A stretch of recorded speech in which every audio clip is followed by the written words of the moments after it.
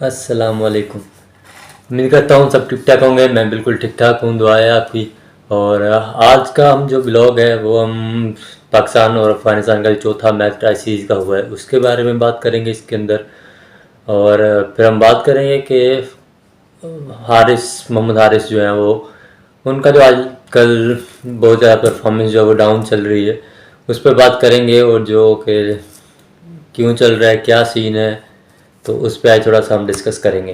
तो उस पर फिर आपकी राय भी लेंगे कि क्या सीन होना चाहिए, क्या चीज़ बेहतरी होनी चाहिए ताकि उनकी वो परफॉर्मेंस जो पहले वो दे रहे थे वो दोबारा उनकी वापस आ सके, क्या चीज़ उनके साथ गलत हुई है, तो वो उस चीज़ के बारे में बात करेंगे हम। तो पहले तो हम बात करते हैं कि टॉस की।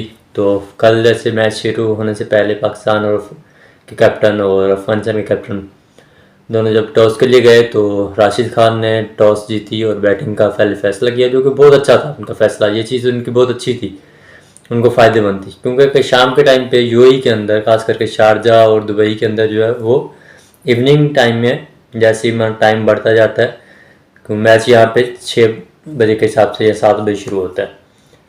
जब 7 बजे मैच शुरू होता है तो उस टाइम पे इतनी ज़्यादा ह्यूमिडिटी नहीं होती, लेकिन 9 साढ़े 9 के बाद ह्यूमिडिटी बहुत ज़्यादा हो जाती है, जिसकी वजह से स्पिनर को बहुत ज़्यादा फ़ायदा होता है। तो ये चीज़ बहुत अच्छी थी। और वैसे भी शारजा के अंदर जो है क्या है, चेज़ करना बहुत टफ है, बहुत मुश्किल है। तो खैर अफगानिस्तान ने पहले बैटिंग करते हुए 169 का हदफ दिया, जो कि बहुत पहली विकेट उनकी नो डाउट 10 रन पे पहली विकेट उनकी गिर गई थी, लेकिन सदीकुल्ला और इब्राहिम जादरान ने बेहतरीन बैटिंग की है। कुछ गलतियां पाकिस्तानी कैप्टन की भी थी, नो डाउट। जो चीज़ उसको पहले इनिशिएट लेना चाहिए था उस चीज उसने नहीं लिया, जिसकी वजह से विकेट नहीं ले पाए। एंड में आके डेथ बॉलिंग में अच्छा कमबैक किया पाकिस्तान ने, इसलिए वो 169 तक उनको रोक सके। लेकिन 169 कम स्कोर नहीं था, बहुत अच्छा स्कोर है। अफगानिस्तान ने कल बहुत तारीफ करनी बनती है। अफगानिस्तान के बैटर ने बहुत अच्छी पार्टनरशिप लगाई, 110 रन की, और बहुत बड़ा हदफ एक दिया पाकिस्तान को जीतने के लिए। खैर अगर पाकिस्तान की कुछ गलतियां हैं, अगर वो नहीं करते तो शायद पाकिस्तान कल जीत जाता, लेकिन कल मैच अच्छा हुआ, इंटरेस्टिंग मैच था। तो बात करते हैं कि अफगानिस्तान के बैटर कौन से दो थे जिन्होंने बैटिंग में रन्स का बमार लगाया कल। सदीकुल्ला ने 64 रन्स बनाए 45 बॉलों पे, जिसमें उसने 3 चौके और 3 छक्के मारे।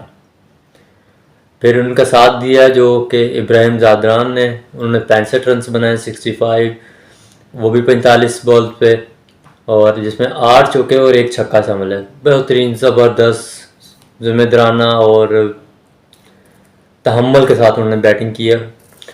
तो इसमें अगर पाकिस्तानी कैप्टन जैसे कि एक पन्ने पे से उन्होंने लेकर आया कि हम ये आपने इस तरह ही लेके चलना है, इस टाइम में इस बॉलर को यूज़ करना है, वो चीज़ें गलत की है समान अली आगा ने, जो कि उसको नहीं करनी चाहिए थी। जैसे कि जब हमें यहाँ पे सैम अयूब एक अच्छा बॉलर कल बहुत ज़बरदस्त 4 ओवर करवाया, 18 रन दिए, 1 विकेट भी ली, स्पिनर को अच्छा मिल रहा था। तो उस टाइम पे साथ में फास्ट बॉलर को चलाने के बजाय उन्होंने के पास 4 स्पिनर थे कल हमारे पास, मोहम्मद नवाज, सलमान यागा, साइम अयूब, सुफियान मकीम। तो सुफियान मकीम को आप क्यों रख रहे हो 10 ओवर के बाद, जब आपको पता है कि 10 ओवर का ये 2 बॉल हमारे बैट्समैन नहीं आउट हो रहे, स्पिनर को डिफिकल्टी हो रही है, तो सुफियान मकीम को लाओ, आपका अच्छा है।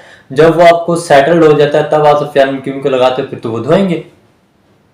T20 के अंदर अगर 10 से 15 बॉल कोई बैटर खेल जाता है, वो समझो सेट हो चुका है, वो फिर नहीं बख्शेगा किसी बैट्समैन को, बॉलर को। तो आप उस टाइम पे उसको सामने ला रहे हो तो वो तो खाएगा भी, फिर तो धोएगा। खैर चलो छोड़ो, लेकिन 113 रन की ज़बरदस्त पार्टनरशिप थी कल, मज़ा आया देख के। फिर अगर बॉलिंग, पाकिस्तान की बॉलिंग की बात करें ना, तो कल खैर उन्होंने जो पहले मैच के अंदर लेके गए थे वही सेम बॉलर, सेम प्लेयर वापसी लाए, हसन अली को बाहर किया। लेकिन खैर कल जो है फ़हीम अशरफ ने बहुत अच्छी बॉलिंग की, 4 ओवर में 27 रन दिए, 4 विकटें भी ली। फिर शाहिन अफरीदी की बात करें तो कल 27 रन दिए, रन तो खैर सही थे 4 ओवर के अंदर, विकेट नहीं ले पाए, बैड लक था। हारिस रऊफ 3 ओवर में 38 रन, क्या यार उन्होंने मारा है हारिस रऊफ को। उसके बाद फिर मोहम्मद नवाज ने 2 ओवर में 24 रन दे दिए 12 के ओवर के साथ, कोई विकेट भी नहीं ली। फिर इसी तरह सुफियान मुकीम ने, जब जाहिर सी बात है आप उसको 10 ओवर या 8 ओवर के बाद यूटिलाइज करोगे तो वो तो बेचारा पिटेगा ही पिटेगा, उसका कल कसूर नहीं था। आपको जब साइम अयूब अच्छा चल रहा था उसके साथ अगर आप सुफियान मुकीम को लगाते तो शायद जल्दी विकेट भी लेने में कामयाब होते। अगर विकेट नहीं लेते तो कम से कम रन्स जो है 130 140 के बीच में रोक जाता, क्योंकि रन्स कल बहुत कम पड़ रहा था स्पिनर्स को। लेकिन क्या जब वो सेट हो गए थे फिर तो उन्होंने मारना था। कल सुफियान मुकीम को थोड़ा सा 11 रन की वजह से रन्स पड़ गए, 3 ओवर में 33 रन दे दिए। खैर इसी के साथ फिर उन्होंने 169 का एक हदफ जोड़ा बेहतरीन तरीके से, आखिर में आगे फिर फ़हीम अशरफ ने 4 विकेटें ली। खैर अगर वो नहीं लेता उस टाइम पे भी, अगर इन दोनों की सेट बैट्समैन की विकेट अगर फ़हीम अशरफ नहीं निकालता तो ये कल 200 रन पक्का था, तो पाकिस्तान भी कम से कम भी 50 रन से कल हारता। लेकिन खैर एंड में आके जो विकेट निकाली और फिर बैटिंग में अब बात करते हैं बाद में। इसी के फिर चलो 169 170 का टारगेट मिल गया। फिर बैटिंग पे आते हैं, तो बैटिंग में कल आते ही जी साइम अयूब पहले तो 0 पे आउट। भाई आपको पता है कि आपके सामने 170 का टारगेट है, तो आप आते शार्ट पे क्यों जा रहे हो भाई? आराम से खेलो, 2 ओवर लो, आराम से सेट हो, देखो बॉल क्या कर रही है, स्पिनर किस तरह करवा रहे हैं, फिर आप शॉट मारना शुरू करो। आती पहली बार पे शॉट मारोगे तो आउट तो होगे ना यार। आपको पता ही नहीं है कि पिच किस तरह खेल रही है और आप आते शॉट खेल रहे हो। फिर साहबजादा फरहान वो तो भाई चारों मैचों के अंदर ही, माना इस सीरीज़ में 3 मैच आए, तीसरा मैच था, तीनों में यही कर दी 18 12 15, इससे ज़्यादा रन से नहीं बन रहे भाई के। मानता हूँ कि आप T20 के हिसाब से तेज़ खेल रहे हो, लेकिन सिचुएशन तो देखो ना क्या चल रही है भाई। स्पिनर बेहतरीन चल रहे हैं उनके, तो आप थोड़ा सा देख के खेल लो। 18 रन बनाए हैं कल भी उन्होंने, 13 बॉल पे अंदर, 1 चौका 2 छक्के शामिल हैं। तेज़ खेलते हैं नो डाउट, बहुत अच्छा खेलते हैं, अच्छे बैट्समैन हैं, मानते हैं, लेकिन थोड़ा सा देखभाल के खेलने की ज़रूरत है। इसी के साथ साथ फिर अगर फ़खर जमान की बात करें तो 25 रन बनाए 18 पे, 3 चौके और 1 छक्का, 138 का स्ट्राइक रेट। और फिर सलमान अली आगा 20 रन बनाए 15 पे, 1 चौका 1 छक्का, 133 का। रन आउट हुए बहुत स्लो, पता नहीं क्यों इतना कैजुअल लेके रन चल भाग रहे थे भाई। आप डबल रन के लिए अगर कॉल है तो स्पीड में भागो ना, थोड़ा सा रन तेज भाग लो। फिर अगर हारिस रऊफ की बात करें, तो हारिस रऊफ ने कल एंड में आके 34 बॉलों पे 34 रन बनाए 16 बॉल पे, जिसमें उसने 4 चौके मारे। अगर एक बॉलर आके 4 चौके मार सकता है तो बैट्समैन तो डेफिनेटली यार मार सकता है। 18 रन से जीते हैं अफगानिस्तान। अगर कोई एक बैट्समैन भी अच्छा खेल जाता कल, 3 हिटिंग भी 4 हिटिंग अच्छी कर जाता, तो कल मैच पाकिस्तान का था। एंड में आके सुफियान मुकीम और हारिस रऊफ इतना रन बना सकते हैं तो पहले वाले क्यों नहीं यार। फ़हीम अशरफ ने 18 बॉलों पे 14 रन बनाए, मोहम्मद नवाज़ ने 16 बॉलों पे 12 रन बनाए, और मोहम्मद हारिस की वो तो यार बिल्कुल ही फ्लॉप चल रहा है, उसका क्या ही बोले हम। उसका भी कसूर नहीं है, 4 बॉल खेले उसने 1 रन बनाया, लेकिन उस बेचारे को अगर आप ओपनर या 1 डाउन आने वाला एक बैटर है, विकेट कीपर बैट्समैन है, आप उसको उठा के जाके बॉलर के बीच में डालोगे 7 रन, उससे पहले बॉलर आ रहे हैं, फ़हीम अशरफ मोहम्मद नवाज़ आ रहा है, और 1 डाउन आने वाला प्लेयर जो या ओपनर आने वाला प्लेयर आप 7वें नंबर पे खिला रहे हो, तो वो तो ऐसी प्रेशर में खेलेगा ही क्या उस टाइम पे। उस टाइम तो उसको आया भी ठीक है, वो किस्म का वो फिर हिटर ही बना दिया अपने बॉलर वाला सीन बन दिया कि हाँ बिबा आओ मारो, लगे तो ठीक, नहीं तो आउट हो के चले जाओ। आप उसका मुराद ठीक है, आप शफलिंग करते हो, लेकिन शफलिंग भी किसी हिसाब से की जाती है यार। आप 1 डाउन आने वाले को ठीक है 4थे नंबर पे खिला लो, आप 4थे नंबर पे भी नहीं, आप डायरेक्टली जाके 7वें नंबर पे, अगर सलमान अली का जो है वो 5वें या 6ठे नंबर पे आते थे, वो 1 डाउन आ रहा है, 1 डाउन बोल रहा हूँ, 4थे नंबर पे आके बैटिंग कर रहा है, अपनी पोजीशन को ऊपर ला रहा है, जो कि 4थे नंबर पे या 1 डाउन आके खेलने वाले प्लेयर को आप जाके उठा के फेंक रहे हो 7वें नंबर पे, तो वो वहाँ पे क्या करेगा भाई। चलो खैर छोड़ो। 151 रन बनाए हैं 9 विकेट के नुकसान पर, 20 ओवर पूरे खेले, तो खैर कल पाकिस्तान 18 रन से जीता, लेकिन अगर हम बात करें ना हारिस रऊफ की और मोहम्मद हारिस की, हारिस रऊफ ने चल नो डाउट कल रन ज़्यादा दिए, लेकिन उसने बैटिंग में आखिर में आके अच्छा खेला। लेकिन शायद अगर वो 4 छक्के नहीं मारता तो बहुत अच्छे मार्जिन से कल अफगानिस्तान जीतता, 48-49 रन से मार्जिन से कल अफगानिस्तान जीत जाता।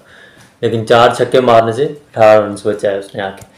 तो अगर मोहम्मद हारिस की बात करें ना, तो लास्ट में उनकी 9 मैचेस की बात करूँ जब से उनकी शफलिंग होना शुरू हुई है। बांग्लादेश के खिलाफ तो खैर उनकी शफलिंग नहीं थी, लेकिन फिर भी उन्होंने पहले ही बांग्लादेश के सीरीज़ में 3 मैच थे, 3 में पहले में उसने 4 रन बनाए 3 बॉलों पे, दूसरे में डक पे आउट हुए, तीसरे में फिर उसने 5 रन बनाए 14 बॉल खेल पे। फिर वेस्ट इंडीज़ की सीरीज में जब गए तो उनकी फिर जो है पोजिशनिंग चेंज ही थी, उन्होंने अपने नंबर पे नहीं खिलाया गया।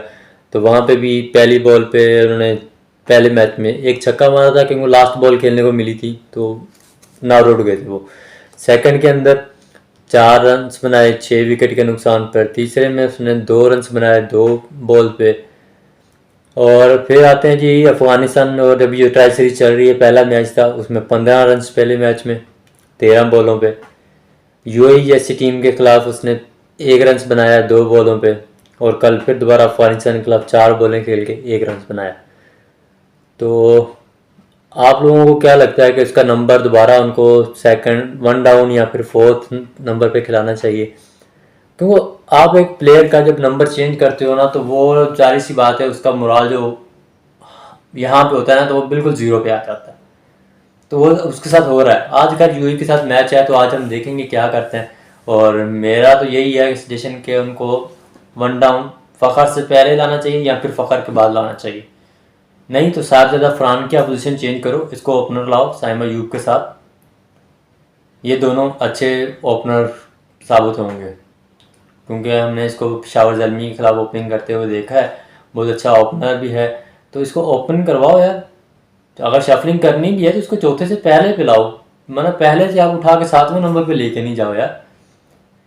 नो डाउट उसने फ्लो में कुछ मीडिया पे भी हम लोगों ने आजकल उसको बहुत ज़्यादा ट्रोल किया हुआ है, क्योंकि बाबर आजम के ख़िलाफ़ उसने जो इंटरव्यू दिया है। और खैर बाबर आजम की कमी कल महसूस हुई कि चेज़ के अंदर बाबर आजम का और रिजवान का जो है रिकॉर्ड वो बहुत अच्छा है। चेज़ में अंदर वो बंदे दोनों तगड़े हैं। चेज़ के अंदर हमारी जो टीम है वो थोड़ा सा कल घबरा गई थी। इसी के साथ साथ चलो आज का मैच हम देखते हैं कि आज क्या सही है, किस बैटिंग लाइनअप के साथ आते हैं, किस बॉलिंग के साथ आते हैं। और आज का मैच जो भी जीते, अगर तो पाकिस्तान जीतता है तो बहुत अच्छी चीज़ है कि फाइनल के अंदर एक अच्छी होप लेके जाएंगे हम।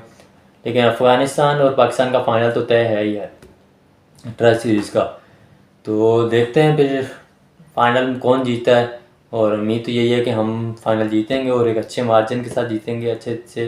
लेकिन मैच तगड़ा होगा, अफ़गानिस्तान के खिलाफ मैच तगड़ा होगा, फाइनल कम नहीं है, तैयारी अच्छी करनी पड़ेगी और इनको ओपन लाना पड़ेगा हमारे इसको मोहम्मद हारिस को, ताकि हम मैच जीतें।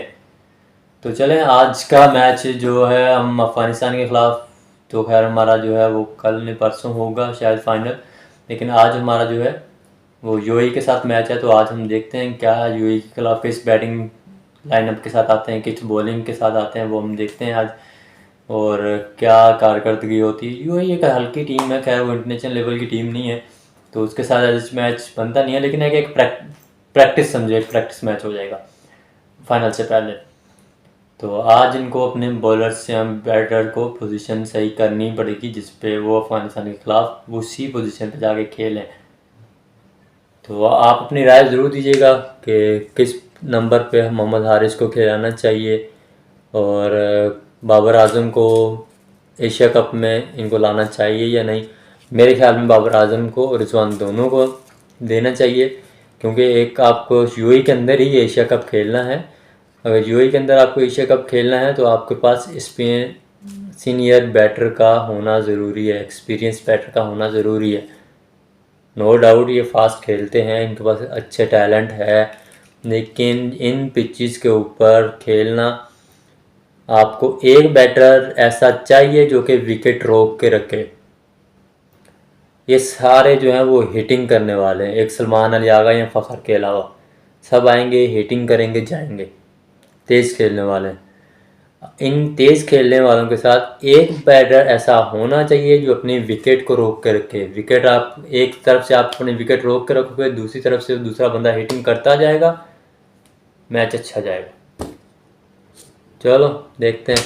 अभी तो खैर टेस्ट सीरीज़ के बाद ही फाइनल होगी एशिया कप के लिए कौन सी टीम फाइनल होती है, और हम पूरी उम्मीद है कि बाबर आजम को और रिजवान को इसमें मौका दिया जाएगा, और लाजमी बाबर आजम को हम एशिया कप में देखेंगे।